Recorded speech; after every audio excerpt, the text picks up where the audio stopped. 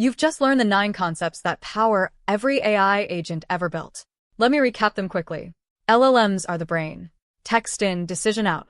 Tools give the agent hands. Functions it can call to act in the world. Memory keeps the agent from forgetting. 4 types for different needs.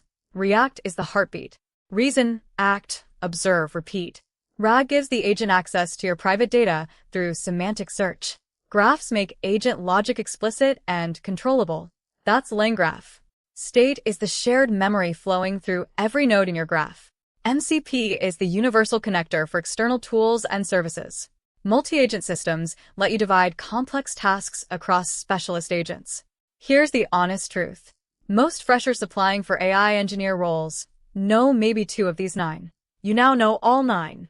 Starting from video 11, we'll build the job search agent, a real LangGraph agent that searches for jobs, researches companies, and writes personalized cover letters. Step by step, concept by concept. By video 20, you'll have a full project running on your machine that you can deploy and put on your GitHub profile. Then from video 21, we'll look at how to use AI tools to supercharge your own campus placement preparation. Mock interviews, resume reviews, company research, all with AI. Video 11 starts right now. See you there.